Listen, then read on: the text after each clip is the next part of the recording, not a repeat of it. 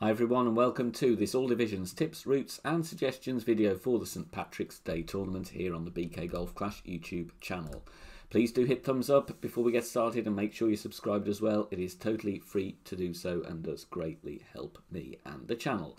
As usual with these types of videos, we're going to put the overviews for each of the 9 holes in turn on the screen, and I'm going to display the suggested routes that you might want to take when you are planning your approaches on the holes. There will be some guidance on elevation as well, depending on the tee that you are playing from, but bear in mind these will need to be tweaked once you know what wind strength and direction you are dealing with. Full 9 holes of the Drumore Links course, plenty of opportunities for drops here. Study well and prepare nicely, and you definitely won't be needing the luck of the Irish to do well in this tournament. Let's get started with hole number 1. So we begin with the par 4 and a very good chance here for an eagle. My preferred route here is on the left hand side, which is the black route shown on the diagram. 10% on the drive, and we're going to need some topspin to bounce over the rough and to get nicely along that second piece of fairway. From there, this will leave a very good chance on a rough bump, or it's really kind of a rock bump because your target is going to be on the rocks, but it is going to give you a very nice rollout. General elevation for the second shot plus 5%, and I do feel this is something we can use yardage notes as a reference and hopefully get something dialed in as the week goes on, depending of course on the direction of the wind. If you don't fancy rough bumps, then of course you will be playing the right hand side. You will need a little bit more topspin and a little bit more power on your drive to bounce over and get nicely down there. That will leave you then a shot where you can either bounce over the water onto the green, or you can go directly onto the green, either with backspin on your short iron if you get far enough down there, or with your long iron, but you will need plenty backspin there to get the ball to stop in time. However, for eagle chances, the left hand side is the play in my opinion. On we go to the second, and this is the first of the par 3s. 20% extra is the general elevation here for all tees, and with the rookie tee, front tee, you're going to be long iron all of the way.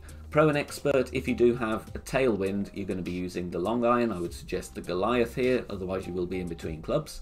But if you do get any form of headwind, it's going to be the sniper. And of course, master division, it's going to be wood club all day and every day. So the thing is here, if you are going to miss this one, miss on the right rather than badly left, because left of pin, the green slopes down fairly dramatically, and if you do miss wide on the left, you will roll down into the rough, and we don't want to have to be saving a birdie from the rough on a par 3. So it's all going to depend here on wind direction, but generally the route is always going to be the same. You're just going to have to adapt spins and aim accordingly. Bear in mind, as this is downhill, we do have a second bounce to deal with. There's no real rough bumps to play for on this hole, so you're going to have to factor in the wind effect quite a lot on this hole. Hole number 3 then, which is of course a par 5, and there's some interesting options here. The safe drive is the white arrow. If you have the rock with the distance and the topspin, go for that because it's very, very accurate. Same with the quarterback if you're going to use power 3. You can use the extra mile, however, bear in mind, you don't want to be hitting a bad great left or a bad great right. If you're in the sand or the rough, you're going to have a very, very difficult time getting near the green in 2. 10% extra on the drive, going to aim to go right down to the end of that first piece of fairway on the left. From there, you have an uphill shot with your wood club, minus 10%, and it's bouncing on that very small pad of fairway there where the blue cross is marked. Difficult to get the speed right up onto the green. It is uphill, but then you don't want to come in with too much topspin and overshoot.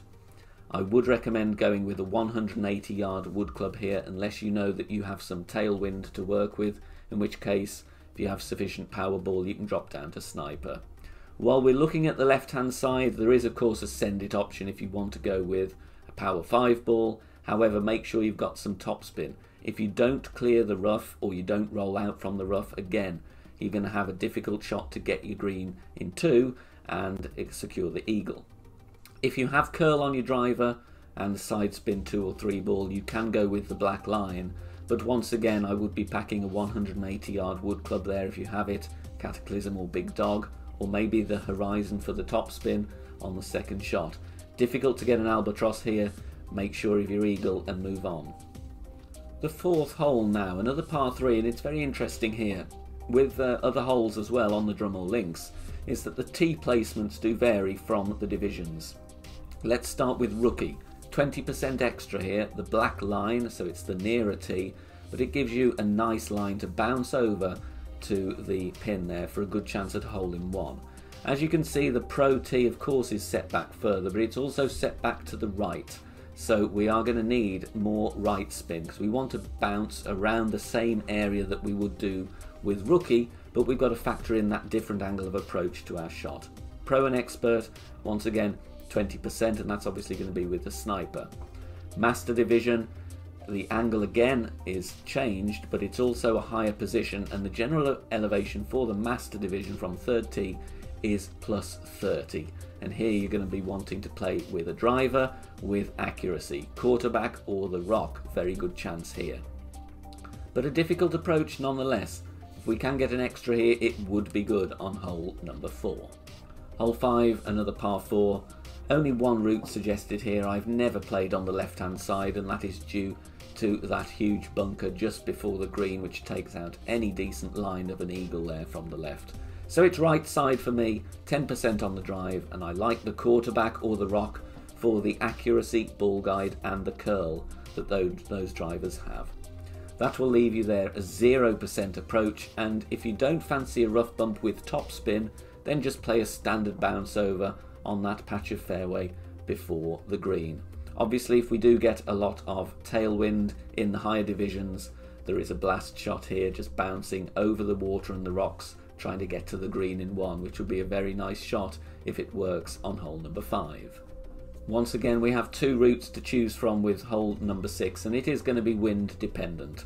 Let's look at first a tailwind scenario, or maybe tail crosswind, and that will be the right hand side following the white arrows. I value the big topper here, or Thor's hammer for the top spin. Get that top spin on the ball, bounce over and get yourself along that fairway as much as possible.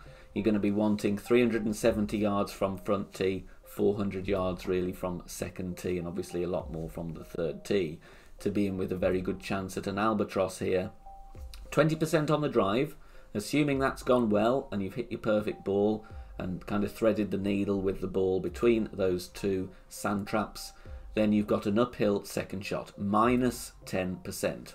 There is a rough bump here, but you've got to be good with your adjustment. You don't want to be hitting a bad left or a bad great right, but it does give you a very, very good chance for albatross. If you don't fancy the rough bump, then just play a standard fairway approach there for shot number 2. If we do have headwind, for me, I don't like the right side.